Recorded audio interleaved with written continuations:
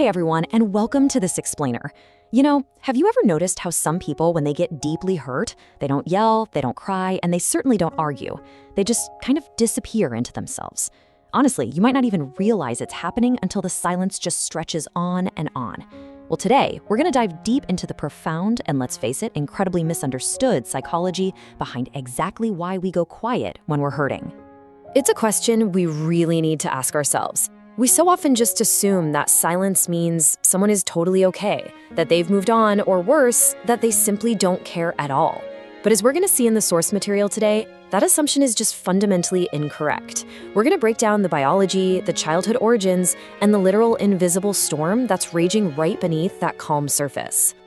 All right, Section 1, the sound of silence, the illusion of calm. Okay, notice how these two super simple words, I'm fine, basically capture this massive disconnect between the outside and the inside. When someone goes quiet and utters those two words, it's really rarely an act of coldness. Actually, it's not the manipulative, silent treatment that people think it is. Instead, as psychologists point out, it is the quiet collapse of an entirely overwhelmed mind. The silence isn't empty at all. It's just that there are so many thoughts and emotions clashing all at once that their brain essentially freezes, making it incredibly hard for them to speak, even if they desperately want to. Let's move to Section 2. The nervous system freeze, diving into the deep waters. To really get what's happening here, we have to totally let go of the idea that staying silent is some sort of rational, conscious choice. Because modern neuroscience, specifically the polyvagal theory developed by Dr. Stephen Porges, shows us that our autonomic nervous system reacts to threats completely independently of our will. And emotional pain, that is a massive threat to the brain. When the pain hits an unbearable level and arguing clearly isn't going to fix it, the nervous system activates its absolute most primitive defense, the dorsal vagal shutdown. Think of the human body like an electronic device that's short-circuiting from way too much current. To prevent a complete and total burnout, the safety mechanism just shuts everything down. The heart rate literally drops, muscles tense up, and crucially, the brain's prefrontal cortex, the area responsible for logic and language, temporarily disconnects from the amygdala. Their language is literally biologically locked away. Which brings us to Section 3, Echoes of Childhood, the origins of the quiet fortress. But why does the nervous system react this intensely in the first place? Well, this freeze response is a survival strategy, and it's one shaped over years and years. Research by heavy hitters in psychology, like John Gottman and John Bowlby, who founded attachment theory, by the way, reveals that how we handle pain as adults directly reflects our early environments.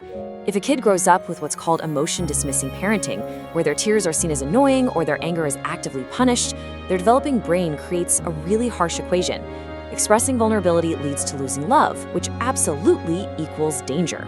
So to survive and avoid abandonment, that kid learns to swallow their tears. They build this quiet fortress, a psychological safe haven that they automatically retreat into whenever conflict pops up later in life. So the reality is this, and it's so important. Silence is not the wound itself. It's the scar tissue over the wound. And it's not just about childhood either. This scar tissue can totally be reinforced in adulthood by toxic relationships. Think about it. If they previously had a partner who constantly twisted their words, maybe gaslit them or weaponized their feelings against them, their nervous system learned a really painful lesson. Speaking only makes things worse. So silence basically becomes the absolute safest language they know. Let's look at Section 4, the internal storm, beneath the still surface. Let's guide ourselves a bit deeper into the chaotic internal world that's hiding behind that perfectly still face. You say, human brains are just wired differently. External processors, they need to talk things out to figure out what they are feeling. But people who go quiet, they are almost always internal processors. A loud conflict brings an overwhelming massive amount of sensory information. Pushing them for an immediate answer is literally like forcing an old, outdated computer to open 100 internet tabs all at once. It's gonna crash. The silence you see is simply a looting screen. They desperately need space from external input to organize the internal chaos before they can even think about communicating. Let's break down the 3 hidden truths happening right beneath the surface. First off, the default mode network in their brain is highly overactivated. They aren't ignoring you, they are actually trapped in this chaotic maze, obsessively replaying every detail, analyzing exactly what went wrong. Second, and this is absolutely vital, they are exceeding what Dr. Dan Siegel calls the window of tolerance. When they're hurt, they feel this really dark, harsh emotional energy rising up. They know for a fact that if they speak, they'll fire off verbal bullets that could permanently scar the relationship. So they hold the entire storm inside specifically to protect the person they love. And third, the survival freeze response means that if you chase them for answers, you're essentially forcing a drowning person to sing. Pressure just pushes them deeper and deeper into paralysis. The absolute crucial takeaway here is the number 100. In these moments of quiet retreat, they are actively using 100% of their energy just to hold themselves together against the sheer force of an emotional storm. They aren't holding back out of spite, I promise you. They literally just have zero left in the tank to give externally. Okay, section 5, the cost of silence, the unspoken distance. Because while this strategy does protect them in the moment, the long-term toll it takes is pretty severe. Research by psychologist James Gross from UC Berkeley actually found that when people suppress emotional expression, their inward physiological response doesn't just magically go away. It actually increases. The body is holding on to all that stress, keeping cardiovascular arousal super high, even if they look chill. But psychologically, something way more profound is happening. They start running this quiet background check, watching their partner to see, will you notice I'm hurting without me having to perform the pain for you? And when those tiny quiet signals go completely unnoticed, the brain begins to subtly detach just to lower its own expectations. It creates this really profound loneliness, building an invisible wall that slowly erodes the relationship. And it all happens without a single word ever being spoken. Finally, section 6, safe harbors for healing, the path forward. So what do? How do we actually reach a closed-off heart without just breaking it further?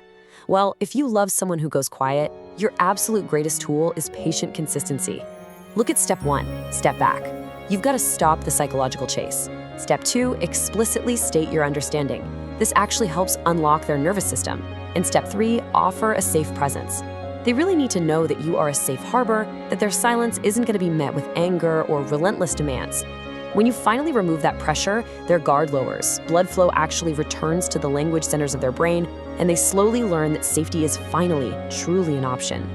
Now, what you should definitely take away from this, especially if you are the person who tends to go quiet, is that you need a safe exit strategy. Your silence is a protective shield, for sure, but if you use it for too long, it turns into a wall. This statement right here is a really tangible bridge you can use.